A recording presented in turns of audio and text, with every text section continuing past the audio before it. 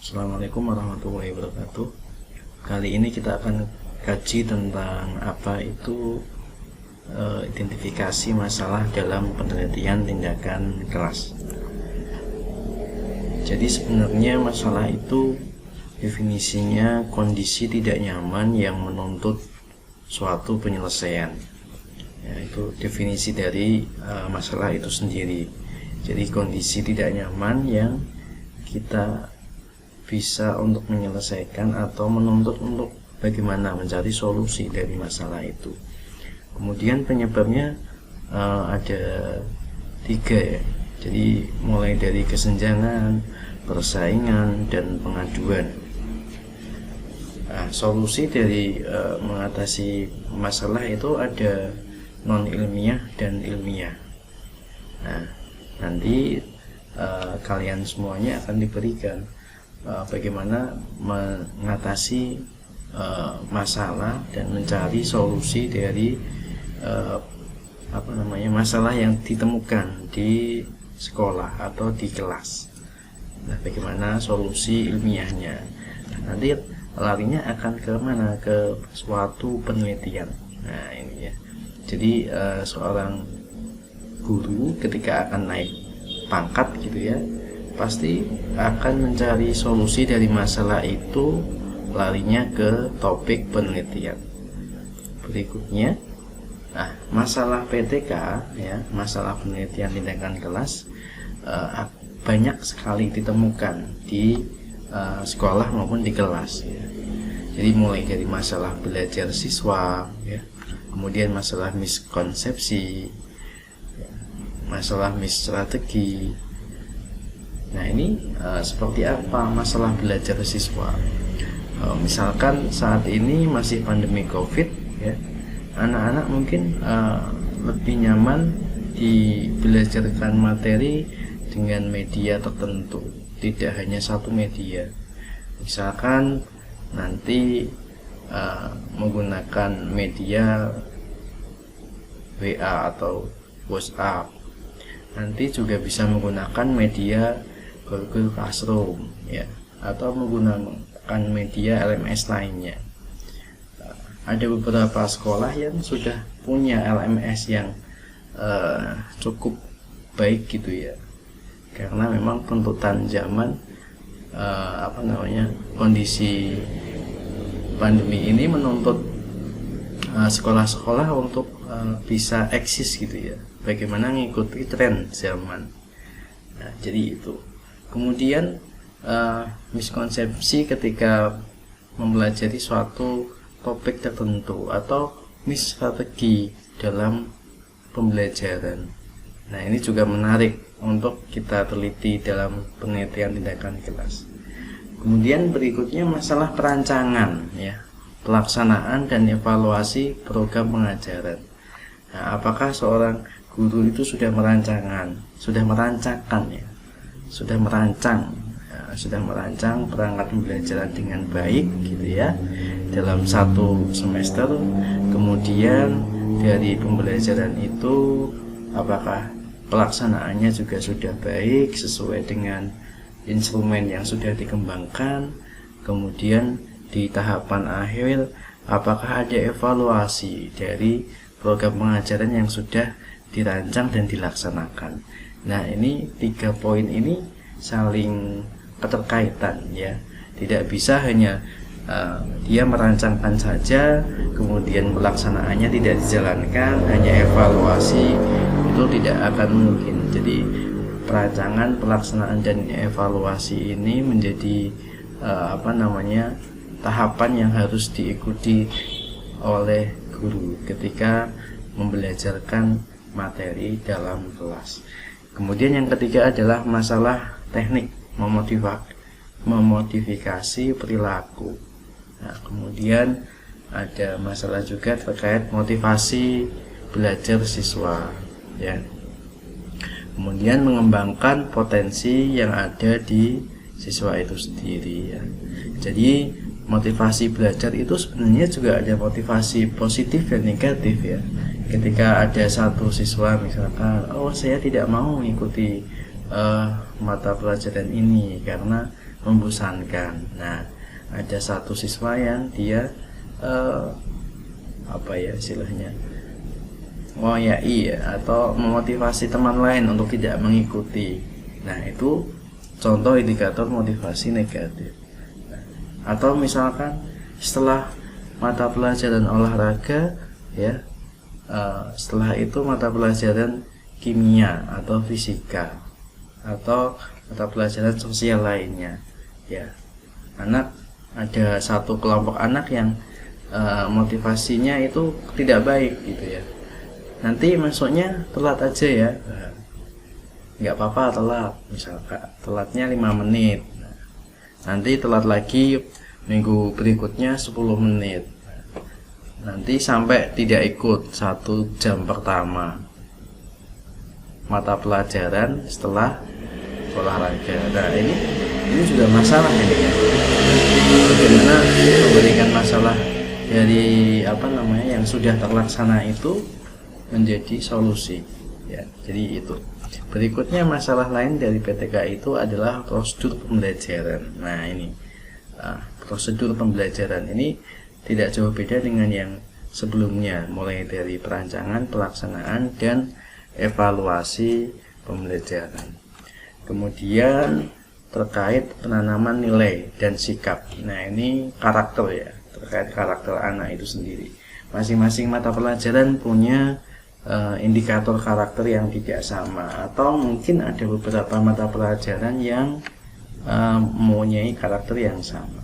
Misalkan di karakter sikap ya, ketika di pertemuan pertama, di jam pertama, anak-anak antusias untuk berdoa ya. Kemudian setelah berdoa, anak-anak juga antusias untuk misalkan dalam satu sekolah ada yang awal pertemuan itu pasti membaca Asmaul Husna misalkan. Oke, berarti itu juga merupakan penanaman nilai dan sikap karakter anak. Oh, berarti budaya di sekolah itu menanamkan nilai. Ketika awal mengikuti pertemuan itu membaca, semua siswa membaca Asmaul Husna misalkan seperti itu. Nah, misalkan ada yang tidak membaca, ada yang gojek sendiri. Nah, itu juga satu masalah juga. Bagaimana untuk mengatasi masalah itu? Dilaksanakan di tiap hari membaca Asmaul Husna, atau hanya di hari tertentu, di hari Jumat atau di hari yang lain ya. Jadi itu. Berikutnya masalah alat bantu media sumber belajar. Nah, ini juga menarik untuk kita lakukan penelitian tindakan kelas ya. Alat bantu, apakah ada jaminan ketika LCD yang sudah terpasang di kelas itu tidak ada masalah lain yang dihadapi oleh seorang guru. Nah, apakah hanya media itu hanya dibuat sedetail ya, atau tidak yang begitu rumit ya, atau menggunakan media-media pembelajaran yang lain yang tidak monoton gitu ya. Misalkan dalam 2 pertemuan menggunakan PowerPoint, nanti menggunakan media flash misalkan, atau media presentasi yang lain yang bisa untuk menumbuh kembangkan minat belajar anak. Jadi itu. Berikutnya masalah assessment, penilaian. Apakah di penilaian ini seorang guru itu menjalankan aturan yang sudah dicanangkan sebelumnya gitu ya. Tiap kali ada tugas dicek ya, ada salahnya di mana, benarnya di mana, kemudian ada feedback terkait tugas-tugas yang diberikan oleh siswa. Nah, ini juga menarik ketika nanti tidak semua guru itu memberikan feedback ke anak didiknya. Misalkan ada tugas tanggung jawab yang memang tidak bisa ditinggalkan. Akan tetapi lebih baiknya ketika ada project atau tugas ini dikaji ulang oleh Bapak Ibu guru. Jadi itu. Kemudian masalah interaksi belajar, lingkungan belajar. Nah, ini juga menarik juga ini. Apakah ada kelompok-kelompok ketika dibuat suatu pembelajaran kecil gitu ya. Ini anak yang pintar maunya sama anak yang pintar gitu. Anak yang sedang-sedang tidak mau sama anak yang pintar misalkan. Nah, ini juga masalah juga. Nah, apakah lingkungan belajar ini juga sangat mendukung untuk tumbuh kembang anak itu bisa memahami suatu topik atau konsep tertentu. Berikutnya, identifikasi masalah. Nah, ini apakah selama guru memberikan materi itu guru merasa puas dengan hasil yang dicapai oleh siswa. Nah, berikutnya, apabila guru itu memberikan soal latihan. Nah, ini seperti tadi yang sama saya sampaikan ya, atau tugas ya, apakah guru merasa berhasil. Nah, sebelum merasa berhasil ini kan harus dicek dulu tugasnya ya, apakah sudah sesuai, yang benar yang mana, yang salah yang mana. Ini perlu disampaikan ke anak itu ya, dibahas secara bersama-sama. Nah, ini menjadi poin penting di sini ya. Pada saat bertanya di depan kelas kepada siswa, apakah semua siswa itu antusias menjawab pertanyaan guru? Nah, apakah hanya 1-2 anak saja yang menjawab ataukah semuanya? Nah, ketika tidak ada yang menjawab, ini juga masalah juga ya. Apakah yang disampaikan oleh seorang guru ini sampai ke pengetahuan anak? Nah, ini juga menarik ini ya. Atau hanya informasi itu hanya keluar masuk gitu ya. Nah, jadi itu juga menarik. Nah, ini pada saat proses pembelajaran berlangsung, apakah guru merasa yakin bahwa semua siswa memperhatikan dan memahami apa yang dipelajari. Nah, ini apakah ada keyakinan ya, yakin gitu ya, siswa itu memperhatikan apa yang disampaikan dan dipelajari. Nah, untuk melihat keyakinan ini ada post test gitu ya, untuk melihat seberapa pemahaman anak ketika diberikan suatu materi. Nah, berikutnya misalkan ini pada saat pembelajaran berlangsung dan guru memberi kesempatan bertanya kepada siswa, apakah semua siswa ini antusias? Nah, ini mirip-mirip sama yang sebelumnya gitu ya. Apakah semuanya bertanya? Apabila semua siswa dalam kelas mengikuti pembelajaran melalui diskusi kelompok, setiap siswa aktif dalam kelompoknya. Bagaimana untuk menilai keaktifan siswa? Ini juga menarik ya. Ya, harus ada harus ada teman yang membantu untuk mengobservasi keaktifan siswa. Nah, ketika seorang guru hanya menilai asesmennya, dia juga mengajar, dia juga menilai keaktifan, ini nanti tidak bisa maksimal untuk memberikan materinya. Jadi saran saya ketika nanti Anda menjalankan penelitian tindakan kelas, ketika ada asesmen keaktifan, harus ada observer yang menilai. Nah, ini. Pernahkah guru merasakan bahwa siswa yang aktif bertanya hanya beberapa siswa? Nah, ini apakah ada perasaan ketika siswa aktif bertanya itu hanya beberapa saja? Dan jadi kenapa toh kok hanya beberapa saja, tidak semuanya yang pertama? Nah, ini juga bisa kita teliti dalam penelitian tindakan kelas. Berikutnya, identifikasi masalah ini. Nah, ini masalah penelitian menjadi langkah awal. Nah, ini yang harus kalian garis bawahi ya. Jadi masalah penelitian ini menjadi langkah awal ketika langkah awal ini ya kurang pas, terselap arah, maka pasti tujuan akhir penelitian itu tidak akan tercapai. Nah, ini jadi ketika masalah ini sebenarnya itu tidak masalah, tapi Anda buat menjadi suatu masalah, bisa jadi nanti tujuan dari satu penelitian itu tidak akan tercapai dengan baik, karena itu bukan merupakan masalah yang betul-betul itu masalah yang benar. Nah, jadi itu. Berikutnya, untuk itu satu-satunya yang dapat dilakukan itu harus kita mengenali landscape keilmuan yang sudah ada. Kita harus mengenali keilmuan kita yang kita pelajari selama perkuliahan, selama dalam menempuh sarjana. Nah, jadi itu. Kemudian yang terakhir ini, secara khusus ya, topik-topik penelitian itu yang sudah terpublikasi akan menjadi jalan untuk memudahkan dalam memulai langkah penelitian. Nah, ini maunya gimana ini dari kalimat terakhir ini ya, paragraf terakhir.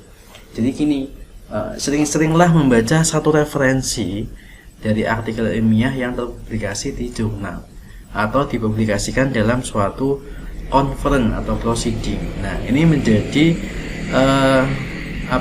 referensi yang menarik, referensi yang kekinian gitu ya. Kalau dalam bahasa ilmiah itu ini referensinya kekinian ya. Jadi tidak ada menjalankan suatu penelitian di tahun 2021, referensinya di tahun 1990. Nah, ini tidak menarik nih. Ya, ini referensinya tidak akan mutakhir gitu ya. Jadi kurang update referensi penelitian. Nah, yang terbaik yang bagaimana? Jadi yang terbaik ya referensinya itu ya maksimal itu ya 10 tahun terakhir. Jadi kalau ada penelitian itu di tahun 2021, referensinya itu ya diusahakan terakhir di tahun 2011. Nah, ini ketika referensi itu cukup terbarukan, ini menjadi hal yang bisa kita kuatkan juga dalam identifikasi permasalahan ini. Jadi itu yang bisa kami sampaikan, yang bisa saya sampaikan gitu ya. Nanti untuk diskusi berikutnya ya bisa kita lanjutkan di WhatsApp atau Google Classroom atau media yang lain. Itu dari saya. Kurang lebihnya mohon maaf. Terima kasih. Selamat mengikuti pertemuan berikutnya. Assalamualaikum warahmatullahi wabarakatuh.